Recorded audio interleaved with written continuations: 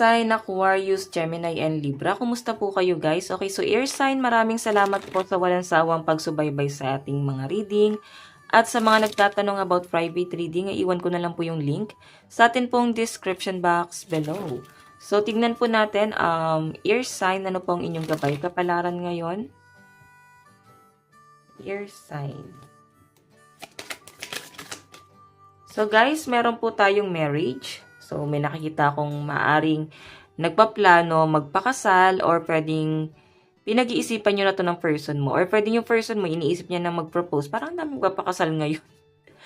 Isipin nyo guys, parang sa fire sign, water sign, tas ngayon sa air sign, may marriage pa rin. Okay? Pero yun nga guys, siguro pag-uusapan nyo to ng person mo. Marami pa kayong pagdadaanan. Okay? Ayun yung pinapakita sa akin. And maraming kumukontra dito sa relationship nyo. Pero kayo ng person mo, nakikita ko na buo na yung desisyon nyo na magsama talaga. Okay? So, meron po tayong schedule. Nakikita ko na importante sa yung oras ngayon. Marami kang gagawin, no? Medyo magiging abala ka daw ngayong araw. And kailangan mo daw i-organize yung time mo, no? Ayan, ayusin mo. Kasi parang busy ka eh. Marami kang kliyente, customer, sa trabaho, pwedeng marami ipapagawa sa inyo. Okay? And pag uwi sa tahanan, marami pa rin nga asikasuhin. Tignan pa natin. Oops. So guys, meron tayong profession. So guys, sa pinapakita sa akin dito, ayan nga, siguro magiging abala kasi may celebration na mangyayari, no? Air sign. Pwede may nagbe-birthday, no? Ayan, happy birthday sa mga Aquarius sign, no? So, yun nga guys, basta magiging abala sa pinapakita sa akin, ayan, no? May celebration, may birthday, or pwedeng may kasala na pala, pwedeng may naganap na, or pwedeng natapos na, and may iba pang pinaghahandaan, okay? Basta mararamdaman mo na ngayong February, magiging abala ka, no? Para bang wala ka masyado magiging time para sa sarili mo, okay? Ayan. So, maging kalmado ka rin daw minsan, wag mo daw abusuhin yung sarili mo, yung lakas mo, ipahinga mo rin yan, okay? So, tignan pa natin. Overall energy.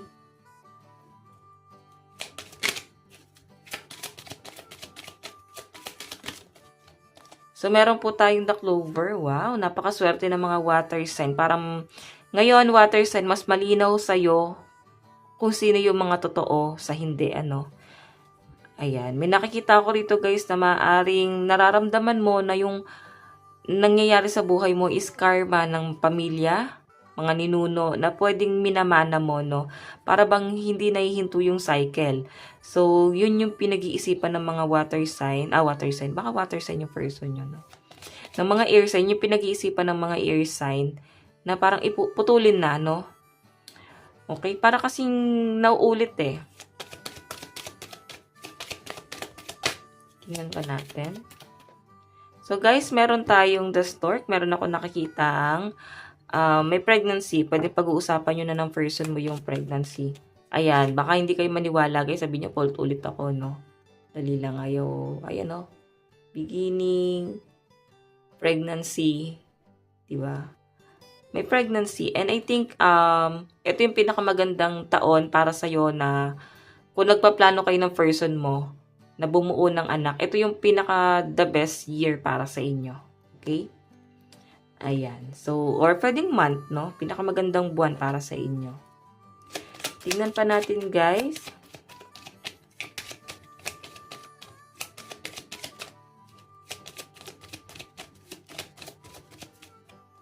Meron po tayong, ayan. Kailangan nyo, guys, ng healthy lifestyle, no? Ito kasi, guys, patungkol naman sa health mo. Okay, so umiwas ka rin daw guys sa matatabang pagkain. Siguro kailangan healthy food lang yung kakainin mo muna. Mga gulay-gulay muna guys. And lalo na kung yung tulog mo is parang hindi pa guys maayos, no? Hindi ka masyadong comfortable, no? Siguro, mas nagiging workaholic ka, tapos hindi pa healthy yung kinakain mo. So, yung health mo yung magkakaroon ng conflict. Okay? So, air sign, kailangan ingatan mo yung sarili mo. So, ang lucky number mo, yan, 2, 17, and 5. Tignan natin pagdating sa inyong finances and career.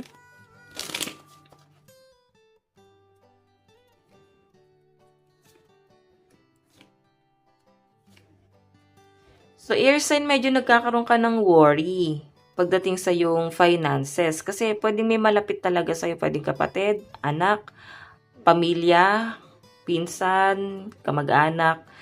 Yung hindi nagiging totoo sa inyo, guys. Kasi 8 of heart, guys, ano to merong hindi naging totoo. Pwedeng nakikita mo na yung totoong intention sa inyo ng taong to, guys. Nalalaman mo na or nadidiscover mo na parang hindi pala worth itulungan tong mga taong to, air sign, no? Pwedeng hindi naman nila, guys, pinahalagahan yung mga binibigay nyo, guys. Okay? Parang may nasasabi pa silang hindi maganda sa inyo. Nandito kasi yung 4 of spade. So, may mga disappointment. May mga, ayan o, nadidisappoint ka sa family mo. And, nag-aalangan ka pagdating sa inyong pera kasi parang dito mo lang ba ilalaan yung pera mo? Siyempre, may pangarap din ng mga air sign na bumuo ng sarili nilang pamilya. Pwedeng may isip nyo, guys, yung gastos nyo ngayon sa bahay. Pwede kasing sinushoulder mo lahat yan. Okay?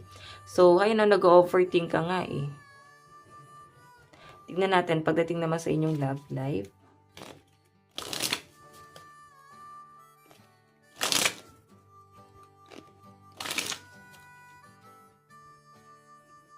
Pagdating sa love life. Okay, nakakatuwa naman to, guys. Maganda naman yung pinapakita sa akin. Kasi 8 of diamond, we give and take. Okay, sabihin, willing talagang tumulong sa inyo yung person mo. And, ayun na, pati family mo, gusto niyang tulungan.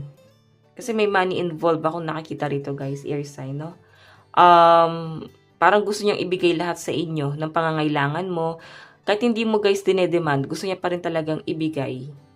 So, parang hindi mo pa rin air sign na-expect na pwede kasing stranger mo lang dati yung person mo. Hindi mo siya, pwede nakikita mo pero hindi mo napupuna. Okay, parang hindi siya ganun ka-attractive sa inyo. Hindi ka na-attract sa kanya.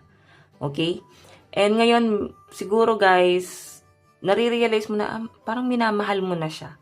Parang nagbago, guys, yung paningin mo sa taong to. Okay, so nakikita ko, guys, siya pa yung tutulong sa inyo. Ayan, siya pa yung tutulong sa inyo pagdating sa financial. Okay?